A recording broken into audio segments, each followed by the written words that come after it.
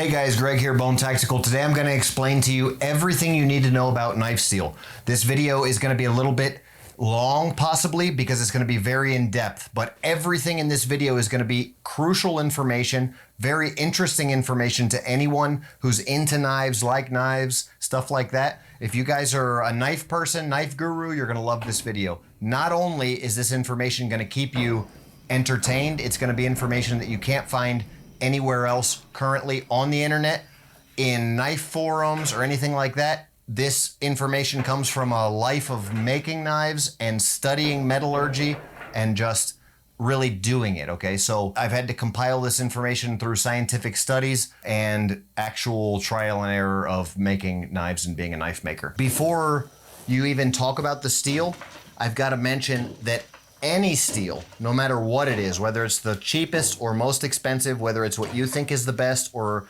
another knife maker thinks is the best or anything like that, the most important thing is that a knife is only as good as its heat treat and its edge geometry. What do I mean by that? Well, a knife, okay, has basically what we would consider to be an edge geometry, which is an angle from acute to obtuse, the angle. And if the angle is thin like this, then the knife is naturally going to be very sharp. And if the knife is thick like this, then the knife is naturally going to be less sharp but more strong. So it's a balance between sharpness and strength. All right. That being said, edge geometry is incredibly important to the performance of the knife because everything about steel is a balance down to the edge geometry. It has to be a balance between sharpness and strength from the edge geometry. Then we're going to talk about heat treat, okay? Why is it so important that heat treat is understood and done in-house even? Because you want an expert doing your heat treat. You want somebody who has the same standard of quality control that's grinding the knives that's going to be doing your heat treat.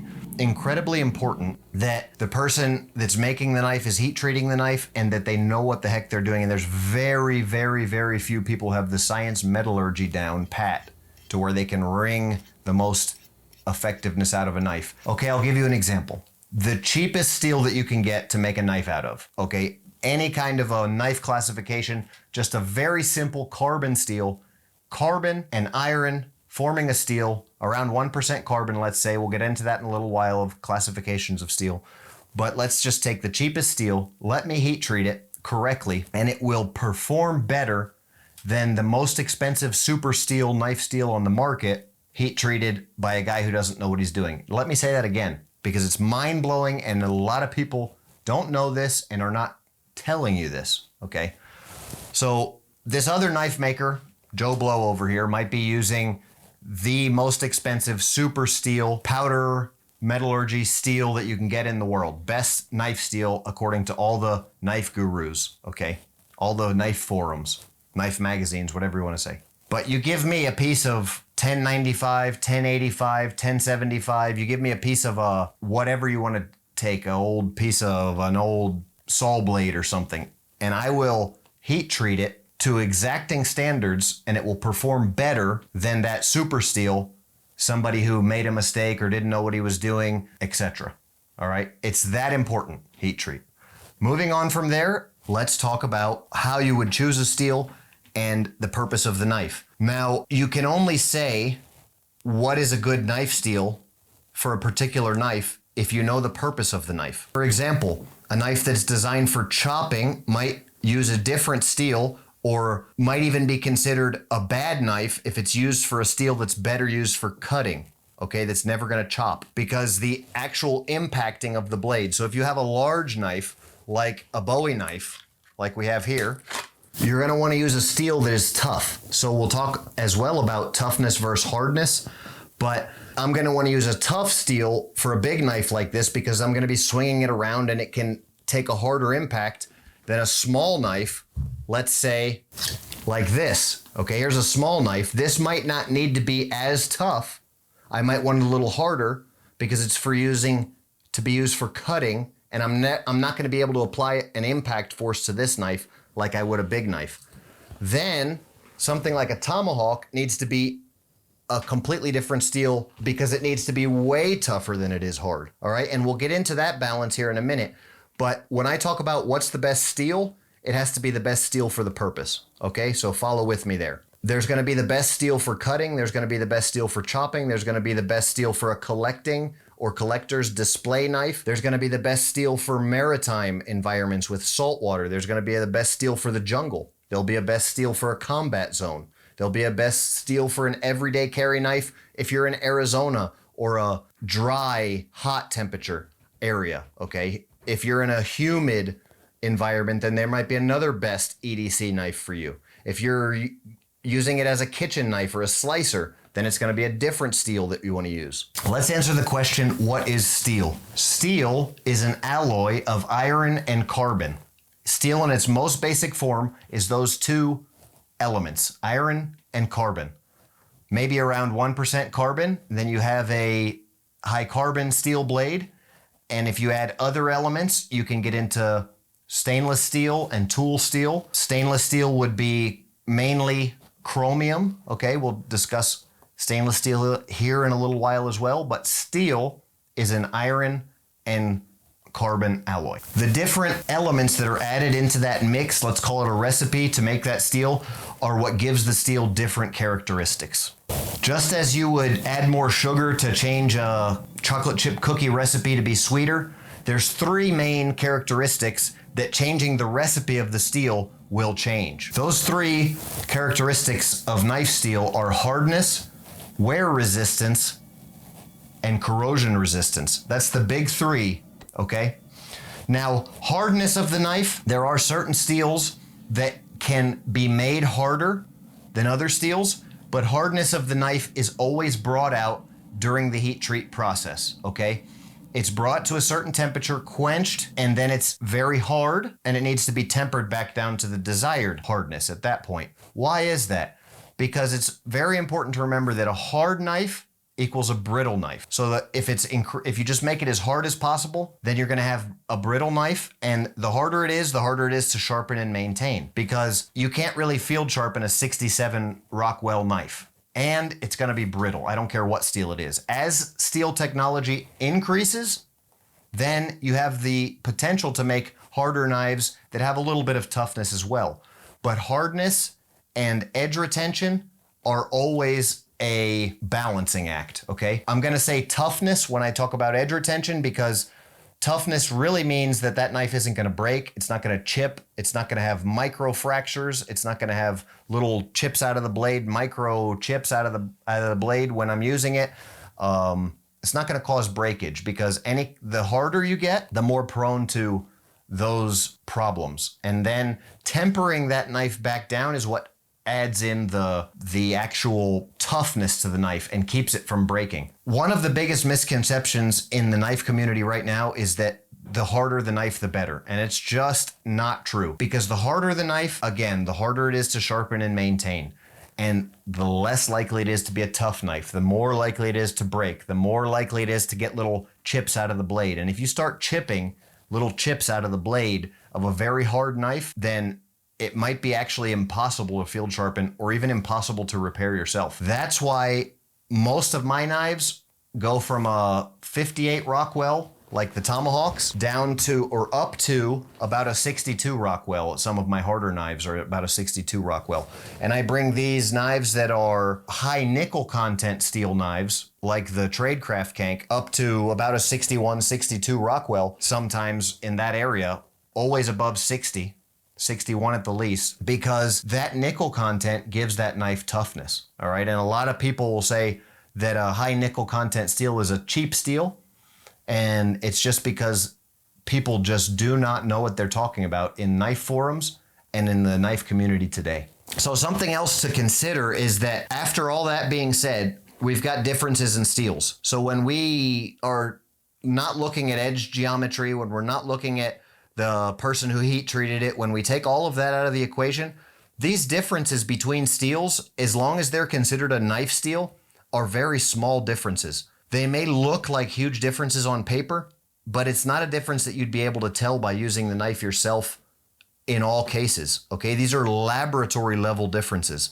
And the margin of error here between all of those things like edge geometry and heat treat make these differences even smaller. So definitely don't get caught up in the hype of the material of type of steel that the blade is made out of being your only reason, the only reason that you buy the knife. And don't go steel chasing these super steels, because if the knife maker is selling a knife and advertising it and saying that this knife steel is the selling point of the knife or the only or the main selling point, then you've got a problem. That means that knife maker doesn't know what he's doing. Okay, guys, let's talk about the three main types of steel as it pertains to knives and what you should be looking at. These are the only three real considerations for knife steel, these three categories of knife steel, with a fourth possible category being super steel. Although super steel really isn't a category of its own, I will discuss and explain exactly what super steel is. So carbon steel is the first one. Carbon steel is a steel that contains around 1% of carbon, which forms iron carbides in the knife. At the molecular level, the iron is bonding with the carbon and creating carbides that are very hard, much harder than just iron molecules itself. So the more carbon, the harder the knife. The lower the carbon, the tougher the knife. Judging from around 1%, a lot of guys have found a real 0.8%, 0.8% carbon to be kind of a magic number. There's some cool heat treat stuff when you really start getting into high levels of advanced metallurgy science that you can do with a 0.8% carbon knife. And then when you start talking about adding in vanadium, molybdenum, tungsten, nickel, silicon, you can really start drawing some incredible characteristics out of a high carbon knife. But when you start talking about high carbon and then you start adding in all of these other elements to bring out toughness, hardness, or edge retention in greater quantities, then you really no longer have what we would consider in the knife community or knife makers community to be a high carbon steel. Once you start adding in more elements to bring out a better performance, then you have what would be considered a tool steel. It's an alloy steel that has more than just carbon. These varying amounts of tungsten, chromium, vanadium, and molybdenum have really just the ability to very much change the physical composition of the knife and the performance of the knife. So again, it's an extremely advanced concept, but something that you should know.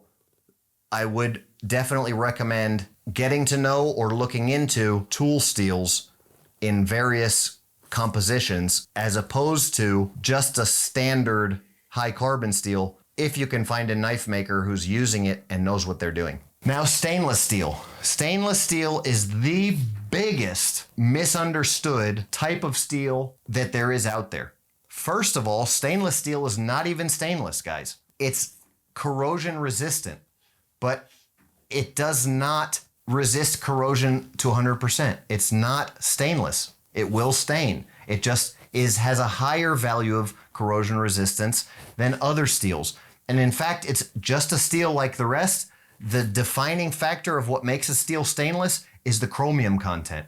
And to be called a stainless steel, it has to have around 12% chromium, maybe 11.9, we could call them a stainless steel, but could even have anywhere up to 20% chromium, okay? But that chromium content is what makes it stainless, and it creates an element of corrosion resistance.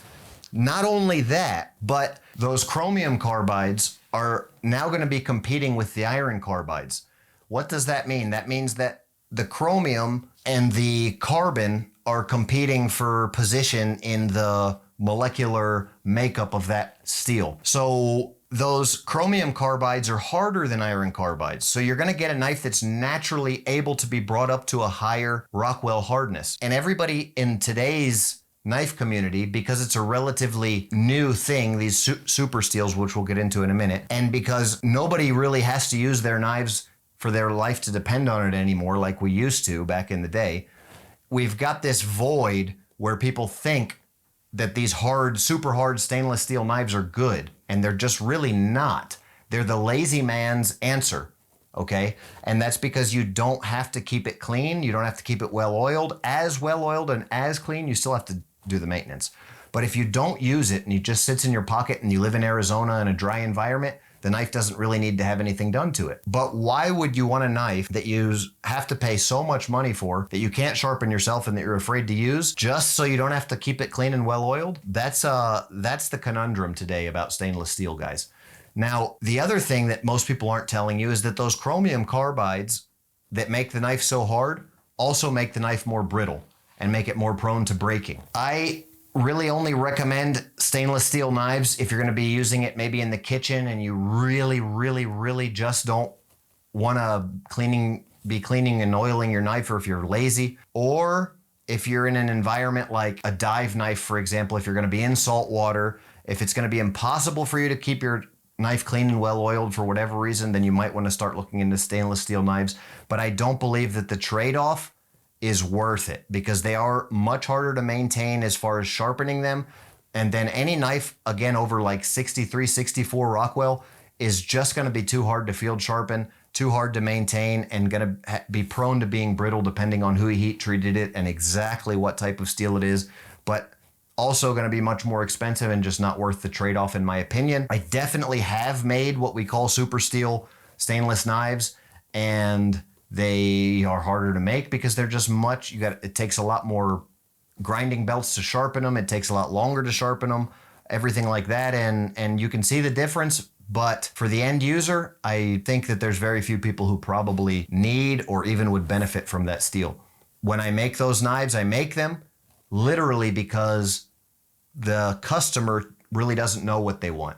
They don't know what's good for them. And a lot of times I get guys who want these particular super steel knives, and I just make a knife based off of what my customer wants sometimes, because it's not necessarily a bad knife. And if I can sell one extremely expensive, then it might be good to be able to fund future projects and stuff like that, or new designs. So just be aware that a lot of these super steels and stainless steels may be a bit of a marketing gimmick if that's what they're playing and that's their main selling point. If that's what they're playing up on, then they may be a bit of a marketing gimmick. To close out stainless steel, so you guys are aware what actually happens to keep a stainless steel knife stainless, or to keep it from rusting, is that almost instantly, every time you take a layer off of that knife, or if it's sharpened, or whenever that surface of that stainless steel metal is exposed to oxygen, it forms a chromium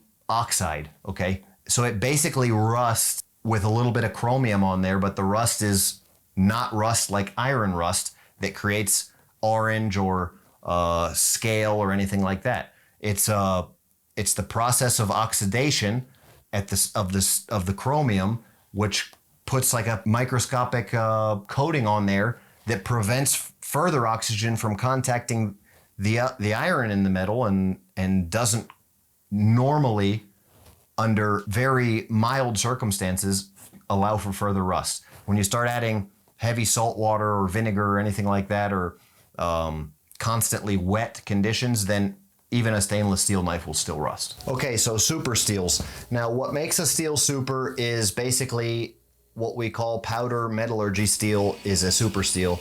Powder metallurgy is the process by which steel is being made to meet these needs by blending fine powdered materials, pressing them into a desired shape or form through compacting, and then heating the compressed material in a controlled atmosphere to bond the material through sintering. All right, that's basically the textbook definition, which comes directly from the biggest guys in the business of making powdered steels. If you want to know more of the physics behind it, I'll just discuss really quickly my thoughts, I guess, and actual science behind it as well. What making this steel from a powder does is it eliminates the segregation or irregular carbides of the elements. These irregular carbides can often be seen in the traditional liquid-cooled steel making process. So through more evenly sized carbides, you get a stronger, tougher steel, because there's no clumps, I guess you could say, of molecules with which would predetermine the steel to something like a stress fracture in a certain area, where you would have a bond that's not as strong at the molecular level as it would be if it is a powdered steel. Now, nitrogen cooling or very quickly cooling steels to super low temperatures is another thought process behind this, but it's just definitely not as effective as the powdered steel process. And in this regard, the way that the steel is made makes super steels absolutely incredible. And including, that's why I threw my hat in the ring and designed my own super steel. And that's why we're making Bone Tactical super steel, because the process of powder metallurgy is really just the real deal. Is it worth the price? I'm not going to say that a great knife maker can't make a great knife out of a steel, a good tool steel, because they, companies that do the producing of the tool steels, if you get it from a very good manufacturer with very high attention to detail, then it's going to be a good steel as well. But yeah, super steel, in the fact, if it's powder metallurgy steel, it's going to be a little bit better. But again, the powder metallurgy tool steels are going to be your best performing knives. What I did in my particular case with my steel is I just added a little bit of those extra elements like tungsten, vanadium, silicon, manganese, nitrogen, niobium. Instead of, I think the biggest problem today is that these guys are trying to push the limits with these extra ingredients, and they're causing other areas of weakness in their blades. So my super steel is, I would consider it in the tool steel classification because it doesn't have 11% chromium, and it's got some little, just the perfect amount of those little extra elements in there to give great strength. Something else, for example, is the steel I make these out of, the Tradecraft Kanks, has a high nitrogen content, and it gives crazy toughness, even if I bring it up to a very high, like 61, 62 Rockwell hardness, and it just makes a great knife. And I've literally had guys comment, that's an old steel, that's only good for Damascus making, and people just don't realize it's just a great steel. The only drawback being in saltwater environments and stuff like that, you actually have to maintain the knife, right? But in closing, all steels are a compromise. Hard versus brittle. Super steels are hard to work with and expensive in a lot of cases, especially the stainless steel ones. Standard stainless steel knife steels can be brittle, especially not heat treated well. They're even more brittle. They're hard to sharpen. Carbon steels are easy to sharpen and use, but they'll always be non-stainless. So guys, as you can see, this is just really in depth, and definitely you're going to want to get your knife from somebody who knows what they're doing, because the choosing of the steel is just the beginning. The heat treating process is incredibly important, that it's done to exacting standards, and then from there, edge geometry. It has to be, a knife must be started with the purpose in mind, and the steel is no different. Questions, comments below. Thanks for watching. I hope you guys really enjoyed this video, and I hope you were able to learn a little bit about knife steel. Bone out.